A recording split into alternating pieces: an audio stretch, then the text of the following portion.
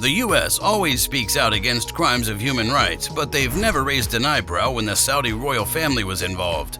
But have you ever thought why? That's because the family quietly runs the US economy. They have such a strong grip on it that it's crazy. Also, this isn't really a new thing. It's been like this for decades. It all started in 1933 when people were looking for oil in large numbers.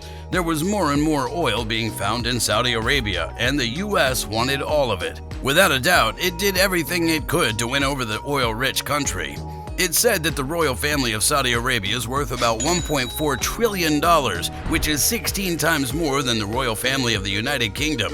When Saudi Arabia's huge oil reserves were found 75 years ago, they totally changed the country's economy and made the House of Saud the richest family in the world.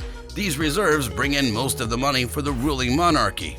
A lot of people in the royal family are said to share the $1.4 trillion wealth that the House of Saud says is theirs.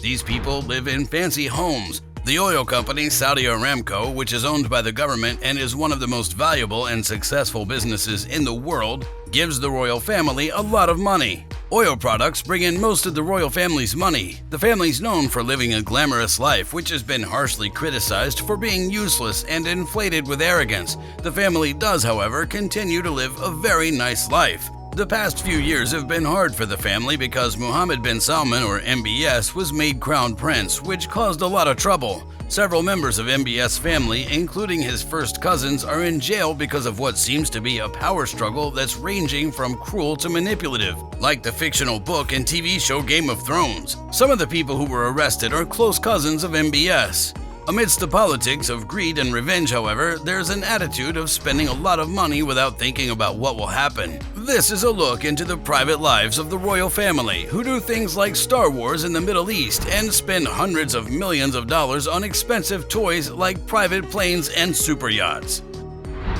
Unbridled luxury. There are private planes, houses, and furniture made of gold for the royal family. Their super yachts are doused in gold. Some of the tissue paper they use comes from tissue machines that are plated with gold. Crown Prince Mohammed bin Salman, 34, also known as MBS, bought the picture Salvator Mundi by Leonardo da Vinci for $450 million. The painting has been around for 500 years. A proxy was used to buy the picture. The price paid for the painting, which has also been called Jesus Christ, was the most ever paid for a piece of art. Fortune magazine called the Chateau Louis XIV in France the world's most expensive home. The prince just paid more than $300 million for it. The chateau has a theater, a wine cellar, an indoor pool, an outdoor pool, and a moat with a see-through underwater chamber. It also has 10 beds. I'm not poor, but I'm also not rich either. I'm not Hitler or Nelson Mandela. MBS told CBS, "I'm a member of the ruling family that existed for hundreds of years before the founding of Saudi Arabia." They then asked him about his spending and personal life. Following his failed attempt to buy Manchester United, the Crown Prince is now said to want to buy another Premier League football team. Newcastle United is said to be the club in question. Many human rights groups have reached out to the Premier League because the Crown Prince has a history of violating human rights, most famously by killing Saudi dissident Jamal Khashoggi. They've asked the league to stop any English teams from being sold to the Crown Prince. World's biggest arms buyer. Cypri says that Saudi Arabia is the largest military spender in the Middle East by a long shot. People also know it as the country that buys the most weapons in the world, with tens of billions of dollars worth of sales. It's expected that the Saudi Arabian government spent a total of $67.6 billion on the conflict in 2018. This is because it's leading a coalition that's adding to Yemen's ongoing civil war, adding fuel to the fire in Yemen's civil war and making the Middle East even less stable. In 2015, Saudi Arabia and the United Arab Emirates started a military operation in Yemen. It was said their goal was to bring back the control of the country's government, which had to leave because of the Houthi rebels. Yemen is an Arab country with the least amount of money. Both Saudi Arabia and the UAE started the attack at the same time.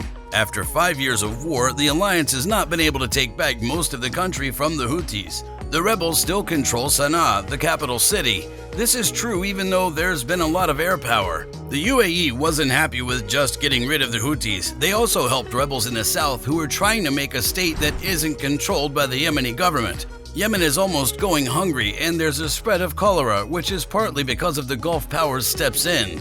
There are now about 2 million children under 5 years old who are severely malnourished and need to be treated because the violence got worse in March 2015. An estimated 100,000 people have died in the civil war in Yemen. Some of these deaths were bystanders killed by Saudi airstrikes. President Trump of the United States spoke out about a school bus that had been harmed by Saudi airstrikes in 2018. In my opinion, the situation is very dangerous. It's like a horror show when you see something like that, like when you saw the bus. I hated seeing what happened with the kids on the bus because it's so horrible. It was mostly adults who didn't know how to use the gun, which is terrible. Additionally, Saudi Arabia's government is directly involved in the civil war in Yemen, and their acts towards Qatar, Egypt, and Libya all add to the instability in the Middle East. Dark history of abducting members of the royal family. Over the years that the oil-rich kingdom has been around, it's seen many fights between family members.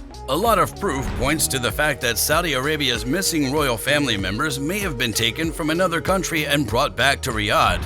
According to past reports, Saudi officials have always denied all claims that they were responsible for taking missing princes and other people. Prince Sultan bin Turki, Prince Turki bin Bandar, and Prince Saud bin Saif were taken hostage by members of the Saudi royal family because they spoke out against the government in Riyadh.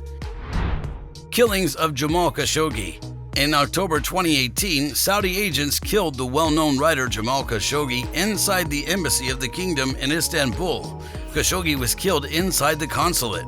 Riyadh has finally admitted that Khashoggi was killed inside the Saudi consulate after months of denying it. Plus, they said that an arrest warrant has been made for 18 people who were thought to have been involved in the crime. HRW has published a study saying that the statements made by Saudi authorities appear to be designed to insulate Crown Prince Mohammed bin Salman from further scrutiny over the murder. A report from the CIA to the White House in November said that the Saudi Crown Prince Mohammed bin Salman was in charge of ordering the killing. The Washington Post was the first to report that the CIA had made this decision. It is the most certain ruling that the U.S. has made so far directly linking Saudi Arabia's de facto leader to death. It was also passed by the Senate of the United States on December 13, 2018 that Crown Prince Mohammed is guilty for the death of Khashoggi. Thanks for watching this video. Stay tuned for more.